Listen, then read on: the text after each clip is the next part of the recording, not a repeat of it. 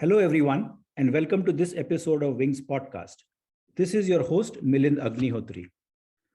On today's show, we will meet Arnav Bagalwadi, a young practicing lawyer at the Karnataka High Court in Bangalore. A firm believer in the Indian Constitution, Arnav says, and I quote, "I am committed to the representation of people in protecting their fundamental rights. In addition to his day job as a lawyer, Arnav is an adventure enthusiast, a sportsman, and a passionate aviator." Welcome, Arnav, to this episode of Wings Podcast. Thank you so much, Milind Uncle. I'm so excited to be here. Oh, my pleasure, my joy. I mean, when Asha and I thought of, putting together this Wings Podcast, and we said, who are the first 10 people we have to have on our show as our guest? And you were right up there. We love you so much for who you are and what you are doing. And I was always, kind of amazed that, in the world that we live in, 21st century India, where young boys and girls are looking for not only good education, but very high profile, somewhat glamorous professions, if I can say that word, you end up choosing to become a lawyer. And I was never able to get that when you made that choice. So why don't you walk us through about how did you end up choosing this law profession? Yes, definitely. So this all started in the 8th standard. Okay. When my dad had basically gone to the Supreme Court with a friend of his. And I guess that struck him over there, the Supreme Court, the highest court in the country. He called me from there and said, I'm in Delhi, so why don't you make a small presentation for me when I get back as to what it takes to become a lawyer. And at that time, at 8th standard, obviously, as per the subjects that I was studying in, it wasn't too much of a no-brainer. I loved my civics.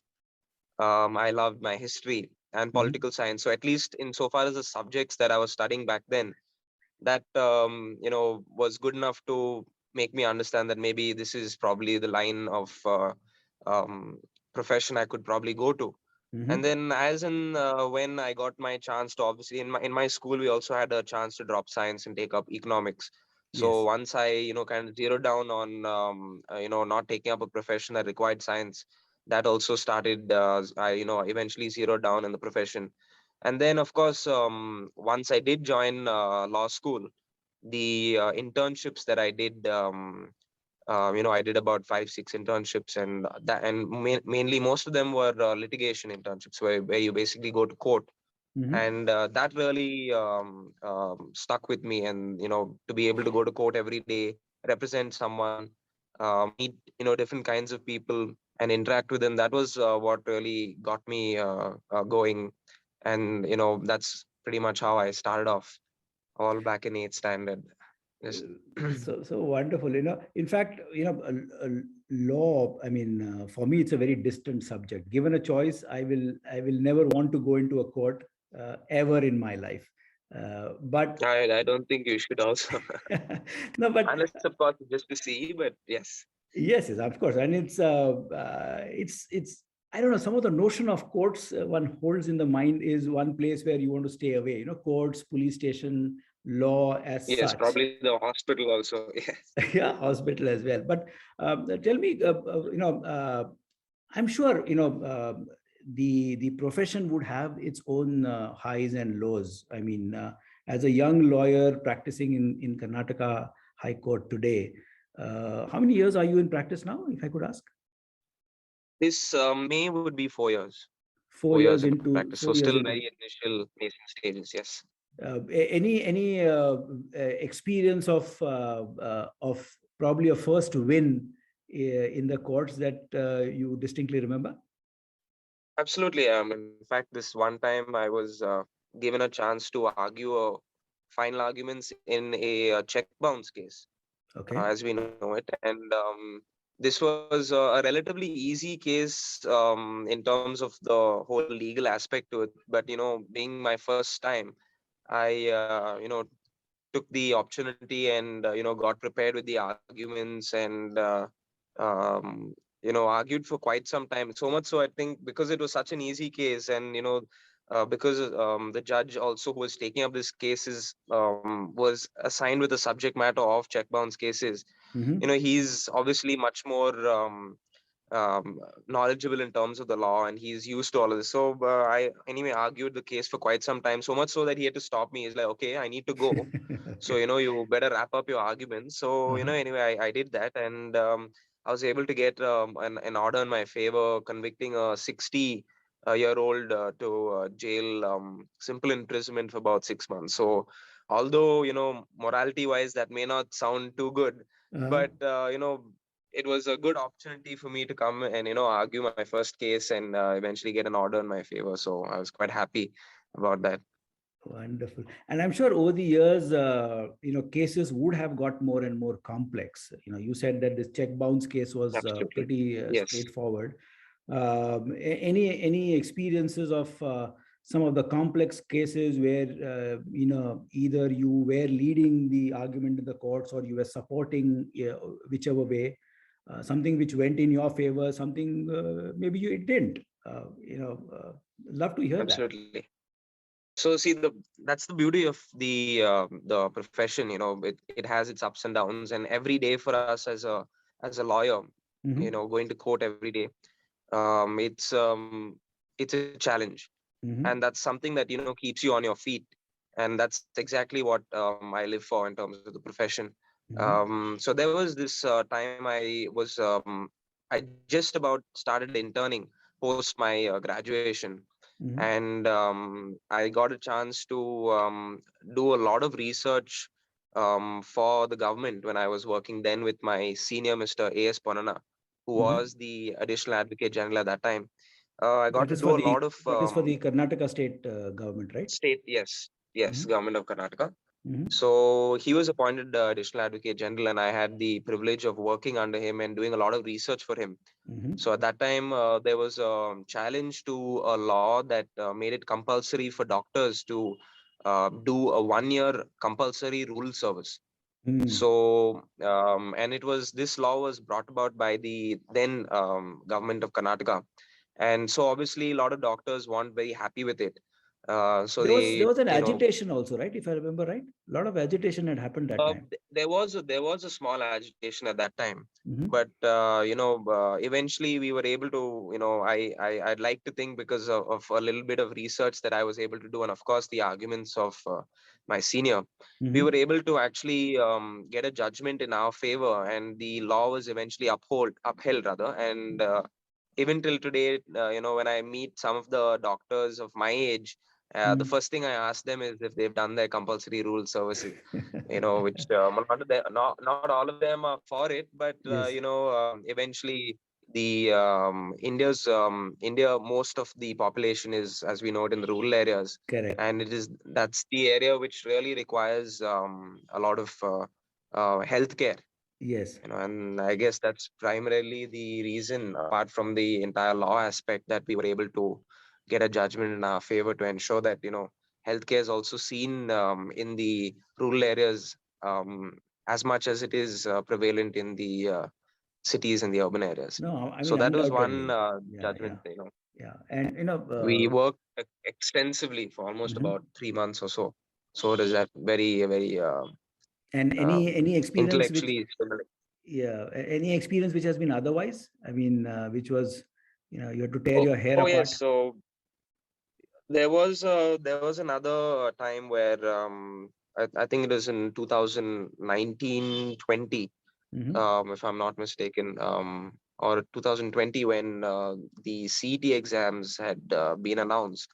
And at that time, it was about the time when COVID just hit the nation, and we were still in trying to get in understanding the entire aspect of the whole pandemic. The lockdowns had just about eased out, and the government at that time wanted to ensure that they go ahead with the CET exam. So that's when we had challenged the holding of the exams. That is the in-person. Was it in-person exam, right? In-person exams, yes. Okay. Physical attendance was required. Mm. So at that time, we challenged the petition, challenged the exam itself, and I got the opportunity to argue before the Chief Justice of the Mm-hmm. Karnataka High Court. Mm-hmm. And he, listening to my submissions, was had passed an order where the government was supposed to, take a call owing to the situation, because at that time there was no scientific reason as to why you would want to have an exam at that particular time, Mm-hmm. considering the cases that were rising in the state Correct. of Karnataka. Correct. So, after that, I was quite sure that we'd get a good order. But, by the next day, owing to the cases itself, the chief at that time, he also, because of his brother judge, was supposed to isolate because his brother judge had contracted the COVID. Mm-hmm. So the matter had come before another judge, and although we, had our research on point, and in terms of the statistics, Mm-hmm. was everything in our favor, but we suffered that judgment, and the next day the children were supposed to go and write the exams. So then again, it was that was another interesting aspect of the law and of the profession. Mm-hmm. You don't win all the time, but then sometimes it's about winning a few battles and not the war, or sometimes losing a few battles and then winning the war. So that's something that's what I love about the profession. Although And good. and I'm sure in any profession, I'm sure in law also, there are probably surprises waiting for you which you are not prepared for. At least in the work that I have done in management consulting over the years, I have experienced this a lot. That many times some of those strategies or approaches to work that I was pretty short that it will work. For some reasons very unknown to me, maybe I had not thought through properly or what, but I was taken by surprise many a times. I mean, of course, though I've been learning lessons for me. Anything like that, where some experiences were just you were just the carpet was just pulled under your feet. Absolutely. I mean, there are times when you have studied for the case the night before. Mm-hmm. You probably even took the liberty of looking at yourself in the mirror and, reciting the arguments to yourself. But it never happens that way in court. Mm-hmm. Sometimes there are times, you just completely blank out when, just before the judge. Mm-hmm. And I remember that time, in fact, one of the first times I got to argue before a division bench, that's a bench of two judges in the High Court. Mm-hmm. It was a contempt petition. Mm-hmm. So at that time, basically, there was an order passed by a judge which was not followed. Again, saying that, see, this order hasn't been obeyed, and you bring to the court's knowledge of the order of the learned single judge, and then you pray for contempt action to be initiated against those persons. So Mm-hmm. at that time, I had argued the case, and the judge said, no, they've complied with this order. Just check your papers. And I'm, helter skelter looking at my papers, and I know for a fact that, the papers haven't been given. Uh-huh. But looking at me being a little flustered, the judge said, okay, we will adjourn the case. And he also realized that the papers weren't given of the compliance. Yes. So the matter was eventually adjourned. But that's something, you learn how to, I guess, think on your feet. And 90% of the times, it is not how it is planned. 90% of the times, it's not how it's planned. So yeah, so Yeah. it's Tell me, uh, there is different. one part of the law profession. Again, this might sound very naive, so please pardon me for that, Arnav. But as a human being, you have your own moral or emotional stance vis-a-vis a case, Absolutely. Yes. as an Yes. individual, as a person. But then once you wear your robes and you have to stand in the courts, I presume you have to be pretty objective about the whole thing, and maybe if required, suspend your own emotional. So does that dilemma play out for you? And how do you cope with this? Absolutely. I mean, see, there have been a number of criminal cases that I've been able to be a part of, and do some research and also argue. So what we obviously look at the law aspect first, because the one of the cardinal principles is innocent until proven guilty, or proven guilty beyond reasonable doubt. Correct. So till then, you're, at least in the eyes of the law, not guilty. So we Correct. look at the, obviously, the technical aspects of where and how the FIR is registered, and see if we can find any lapse in the procedure. Because then if you're just taken out of your home, for example, without any procedure followed, Mm-hmm. that itself is wrong in terms of your fundamental rights. Mm. No one, a police person can't just come and come to your house unless he has a warrant, unless there's a case registered against. So Correct. those things, of course, even he might be a murderer for all Mm. and eventually be convicted for that. But then till he is convicted for that, he's innocent. And until the police wing are able to conduct a free and fair trial and investigation, rather, Mm. you're as good as, I would say, innocent. So of course we keep our morals aside, look at the law where we can bring some kind of justice to our client, and move forward. This subject is so interesting, and we could go on for a long time just talking about it, because I have this whole personal what shall I say, grudge against the law, where justice delayed is justice denied. I mean, you and I can talk about this Yes, for yes, hours and hours, but let's change track absolutely. and talk about the other love of your life other than your profession, which Yes, is the game of football. Something which absolutely. you've been passionately playing as a footballer. So let's talk about that. I mean, football's been a huge part of me right from my schooling. Mm-hmm. And so I play on the wings. I'm a Mm-hmm. winger, and that mainly is because of my stamina. So I used to also swim a lot Yes. as a child, because I first had wheezing, and mom put me into swimming. Mm-hmm. And that's when, although I hated it at that time, I over a period of time realized that it really helped me with my stamina, and Mm-hmm. that was eventually shown on the field when I got to playing football. Mm. I was also able to captain my law school team in the fifth year. Okay. So that was something that will I'll take to my grave. We were able to even win a trophy Mm-hmm. under my captaincy, and of course, because of the great team that I had playing with me, we were able to really seize the opportunity. And I guess we were playing, so it was an all law tournament, and we were playing government law school, law college, Bombay, Mm-hmm. GLC, Mumbai, Yes. in short. So we were able to beat them, and it was a great experience. Of course, with that came of quite a few injuries as well, which I was able to I know you eventually you have overcome. broken a lot of bones, right? I've broken my clavicle twice. My goodness. But that's part because of circumstance, but mostly because just for the love of the game. I remember I broke my clavicle, and it was 6 weeks recovery time. And on the seventh week, I was back to playing football, and the eighth week, I broke it again. My So goodness.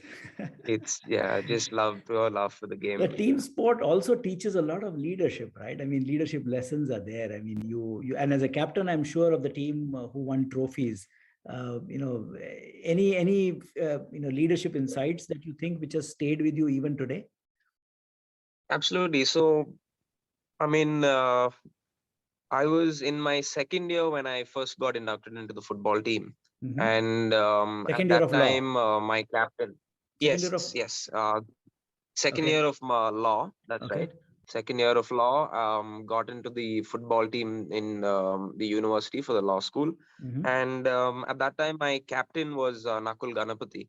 Hmm. And he was, able to give me a win personally. And since then, I was able to muster a lot of courage, and get all the boys to follow a good disciplined approach, of Hmm. course, with the other captains that I had till my fifth year. Hmm. And it's just that camaraderie that we have on and off the field, that and that the momentum that we were able to build as a team, Hmm. that eventually won. So in a team sport, like you said, it's not the it's not the individual that is as important as the collective. If one person thinks that way, yes, maybe you can have a win. But if 11 people on the field have that same goal and all of them striving, the force is much more fierce and stronger. It's like the saying of breaking one stick versus breaking a bunch of sticks. It's going to be much more harder, and that's what I've learned. I mean, it's always been there with me. Playing a team sport, you'll realize, learn a lot about yourself and learn a lot about other people, and you realize also some things that people can't do, you can do, and people can do certain things that you can't do, and that's where you take advantage of both of them, and that creates a great atmosphere for the team and great atmosphere for a win. No, I'm sure as you were talking about all this, I was reminded about this beautiful movie. I'm sure you must have seen it. It's a Clint Eastwood directed film, Invictus, starring Morgan Freeman. Okay, I don't think I have now. You should see that, because the story goes back to 1994 South Africa, where apartheid regime in South Africa has just ended, and Nelson Mandela is elected as the president of the country, and and how he rallies an all-white South African team to win the World Football Cup, and brilliant stuff there. But here you are playing football as a team game, and correct me if I'm wrong, but even your law profession in that sense is a team game. I guess a lot of people are working together. Now, here are these two, love of your life, law as well as football, which are team sports. Whilst you are pursuing that, you're also pursuing a very solo sport called flying. Absolutely. How did that love get cultivated of flying? So what do you do? Tell us that. So I think in terms of first loves, I think flying was probably the first, because my dad took me up flying when I was 9 months, strapped on his lap. Just in 9 this months. Aircraft called just 9 months. Yes, okay. 9 months as a baby, strapped on his lap. I was flying with him in this aircraft called the Norman Husky, which is a tail dragger aircraft. So he used to take me. Since then, I feel like it's in my blood. Since then, been wanting to fly, and it's since dad he flies, we fly a microlight together. Okay. It's always been there with me, been there with us, and of course, I still have to get my licensing and everything done. But whenever we find the time, we do take that time off to fly. And yes, it's definitely waiting to do my solo. Okay. But that's another challenge as well. Have you held the stick with your father next to you? Absolutely. I've held the stick with him, and now off late it's him giving me instructions and me flying the aircraft fully by myself. And it's a great transition. It takes me back to this time. So when we were flying, and there's a lot happening, obviously, because you fly a microlight based on visuals. Correct. So you need to be able to see to a certain distance before you can actually get in the aircraft and fly. And so since we fly in this place called the Jakkur Aerodrome, which is in Bangalore, yes, we have certain points of which we report to the air traffic control. So this one time I was flying, and I was the entire time thinking about making a perfect landing. Yep. So much so that I forgot to mention the air traffic control as to where I am, what my position was. Okay. And that was something also in the cockpit that Dad and I discussed, that we would, do that as, because that would help me eventually when I do my solo flight. Correct. And I remember at that time, he, as it is, we have our headset on, and he literally shouted at me saying that, hey, you're not doing what I told you to do. And that kind of got me flustered in the aircraft, because as it is, there's so many things happening. And I remember, raising my voice back at him and saying that, okay, I don't want to do this anymore. Let's just, come back. And, we eventually landed and, took some time off. And since then, I believe, at least in his words, that I've been flying much, much better, reporting to the air traffic control. And it's been a So, great experience since then. so the microlight aircraft is low altitude flying, right? I mean, what are the heights that So you are allowed microlight to fly? aircraft is we are allowed right now. What we fly, see, Bangalore is at a level of 3,000 feet above sea level, Correct. and our circuit altitude is around 700 to 1,000 feet, based Okay. on the cloud ceiling. Okay. So and a microlight, for those who don't know, is a two-seater aircraft, and Mm-hmm. sometimes a one-seater aircraft, which is categorized based on its weight. So Okay. you have about 650 kgs all up weight. So it's a very light aircraft. It's a very quick aircraft as well in the air. And like you said, when you hold the stick, you can really feel the movement, as opposed to probably a big airliner aircraft, a commercial aircraft. You Mm-hmm. can really feel the air reaction on the aircraft, and that's something that's keeps you all the more excited and all the more focused and in sync with the aircraft. So So, what are the lessons of flying that you take to your law profession, your day job? Is there any? Is there so any? like yeah so I guess like the profession, every day is different. Every day is a new challenge.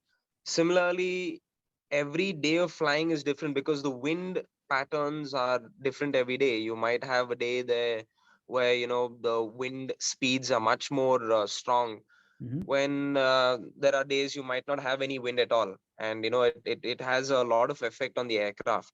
Mm-hmm. Similarly, in the law, you have days where you're arguing an easy matter, or you're arguing a tough matter, and you're arguing before a judge who would probably want you to have more advanced arguments, as opposed to a straightforward matter where your arguments, you just need to point out a few nitty-gritties in the case, and you're able to get your order. So, and of course, then it's that discipline, where you are able to one day read about your case, and then argue, and then assuming the case is spills to the next day, also able to come back and fix where you could probably uh, get better at your arguments. And similar to it in flying, when you fly one day and you land, the next sortie you are able to correct where you've gone wrong, and improve yourself. So both of them are similar in those aspects. So it's nice. So just It's open to probably why the I've also chosen. open to surprises all the time, right? I mean, as they say, Absolutely, absolutely, and helps you think on your feet, like, all the time. So absolutely. Arnav, I would love to have, much more and, continue this conversation, but the interest of time, I may have to kind of take this to a closure. But as we come to this close, I mean, here you are with a wonderful, not so glamorous, but a very passionate profession, as it sounds from you about of being a lawyer, yes, yes. and playing football at the same time, and also flying. And I'm sure there are many other things that you would like to explore. But at this age and stage in life where you are, Arnav, if you were to say a few words to Arnav Bagalwadi, what would you say to him? Uh, um, Definitely something I haven't thought about too much, but I feel at this point of time, um, the throne, I would say, is for the taking, Mm-hmm. and it's just about me having to work to taking it. So it's all there for me. It's just about keeping that momentum going, and eventually I will probably reach my goals, and that's probably what I'll have to say to myself. As they say, inshallah. I would love to see Yes, God you, willing. God willing, and I'm sure there are so many wins that are probably waiting for you and a hard-nosed fighter like you, I'm sure will go the length and distance with the commitment, conviction, perseverance, and the word that you said a little while ago of discipline. So it has been a wonderful conversation. Thank you very much to come Thank and you so share much, your Milind. story. And before we end the conversation, just quickly, if you can, tell me, how has this last 25-30 minutes been for you? Oh, it's been absolutely lovely to be on this podcast with you. I remember, in fact, when Asha auntie had told me about this podcast and invited me, I was absolutely thrilled. At the same time, I was wondering, what do I say? Have I, really done so much to say anything? But of course, I'm so thrilled to be here and absolutely honored. The last 20, 30 minutes have also made me think that, of course, I need to start working more harder on what goals I want to eventually achieve. And it definitely enjoyed myself speaking and giving to the people a little bit of what Arnav is all about. Absolutely. Now, as they say, in the Star Wars movie, the line I love is, "May the force be with you every step of the way." Thank you, Uncle. So Thank thank you. you so much. Wonderful. Take care, Thank you for having me. and God bless you. Bye-bye. Thank you so much. Bye. Thank you. Thank you for your time today, my dear listeners. This is your host, Milind Agnihotri, signing off. Goodbye, take care, and stay safe.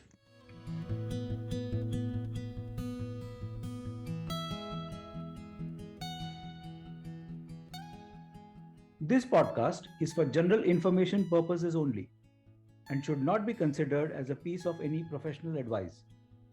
Views and opinions expressed in this podcast are those of its guest. Creators of this podcast expressly disclaim any and all liability or responsibility for any direct or indirect, consequential, or other damages arising out of any individual's use of this podcast. For feedback and suggestions, please write to wingsindia75 at gmail.com. Thank you.